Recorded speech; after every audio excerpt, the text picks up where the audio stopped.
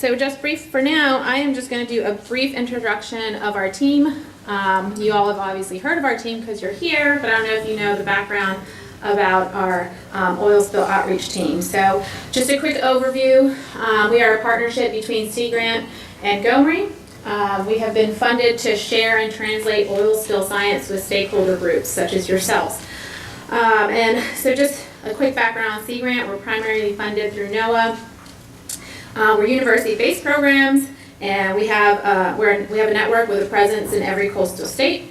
And Sea Grant personnel live and work in the areas that we serve. And we have 4 focus areas, which consist of healthy coastal systems, resilient communities and economies, sustainable fisheries and aquaculture, as well as environmental literacy and workforce development.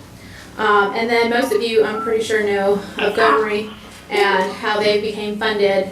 They got funded for 10 years, and this is why we're here this week, to listen about all the great science that they are producing. So we like to share our science, and how do we do that? We do that in 2 different ways. We, the team, which actually I didn't introduce, I am so sorry. There's a team of 6 of us. There are the pictures. So we have a team member represented in each Gulf state. Chris Hale is from Texas. She's in the back over there. Emily Douglas is up here on the front, and she's Louisiana Sea Grant. Larissa Graham is with Mississippi Alabama Sea Grant, and she's located in Ocean Springs, and y'all met her when you checked in. And I am actually located in St. Petersburg, Florida with Florida Sea Grant. Our regional coordinator, Steve Sempier, is also in Ocean Springs with Mississippi Alabama. And we have our communicator, Tara Skelton, who's also in the back, and she's also in Ocean Springs with Mississippi Alabama.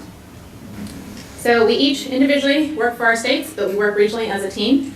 And now in our Phase 2 funding, we're actually going to try to go national and share our knowledge from what we learned with this regional team with the National Sea Grant networking.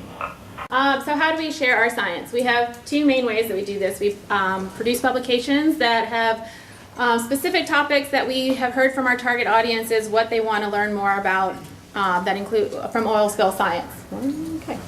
If you walked in, there's 2 racks that we've had 11 publications that we've produced so far, and they're all in the back. Feel free to take whatever copies you want. Take one of each. We have hundreds.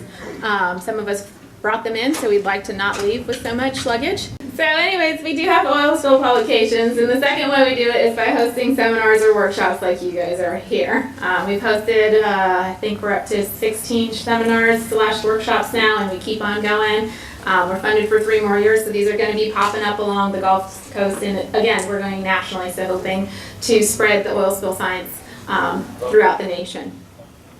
So just a quick broad research questions that GoMRI answers, and these are some of the questions that we hope to answer with the science that is being produced from these scientists. And not only, it's all peer-reviewed research. We can only share peer-reviewed research. So if it's a published paper, that's where we go looking. And although we do share GoMRI science, we also go outside the GoMRI science realm and share, as long as it's on that top and it's been peer-reviewed, we try to encompass as much science as we can.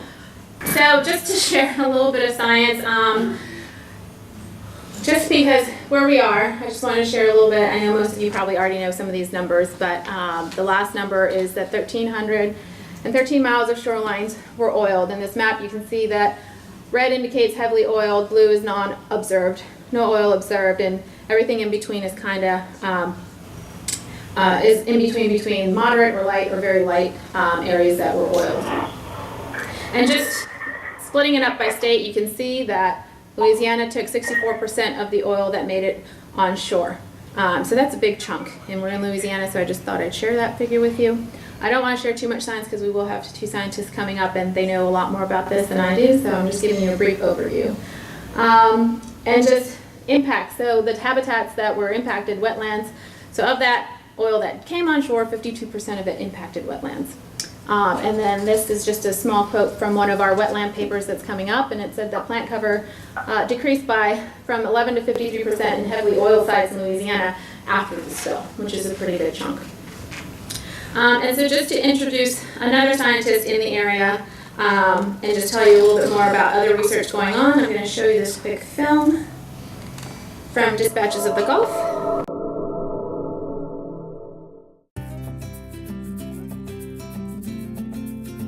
We're in Terrebonne, bay next to a Spartina marsh. It's the common marsh that we have, salt marsh. One of the beautiful things about Louisiana is that most of the things rely on the estuary and the offshore. So the blue crabs live in the estuary and also some offshore, but they migrate offshore to lay their eggs, and then the larvae somehow find their way back to the best place to be in the marsh. Much of the research that was done on the Deepwater Horizon is out in deep water where the wellhead exploded and broke and the rig spewed the hundreds of thousands of gallons of oil. But a lot of the oil did come on shore, and a lot of it, most of it came on shore in the Louisiana marshes and on our beaches. So our consortium is looking at the effects of the oil spill on our coastal ecosystems. We have deployed on these 3 poles some crab collectors, the very small stages of crabs, the larval crabs, before they turn into what you can tell is a blue crab. And it's a very important part in their life history because this is when they recruit to the marsh. This is when they make it or don't make it. One of our findings is that the Louisiana wetlands are under constant attack from lots of things: sea level rise, land loss, diversions, changes in water level, changes in hydrology, and there is a background level of oil in the Louisiana marshes because we are an oil and gas state. I think one of the important things to understand in coastal Louisiana is that the oil industry and the commercial fisheries industry work hand in hand. They both know that the other is important because just living off of the land is not sufficient.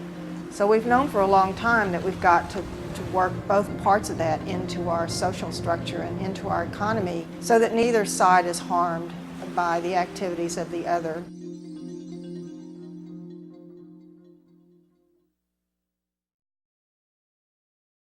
So let's just do a quick few goals of this workshop. So we brought a diverse group of speakers so we could listen and hear all sides of the story. And we're hoping to foster networking and collaborations between researchers and responders. And then discuss the challenges that both responders and researchers have during oil spills. And then discuss strategies that could be useful to help bridge any gaps between our target audiences that are in this group.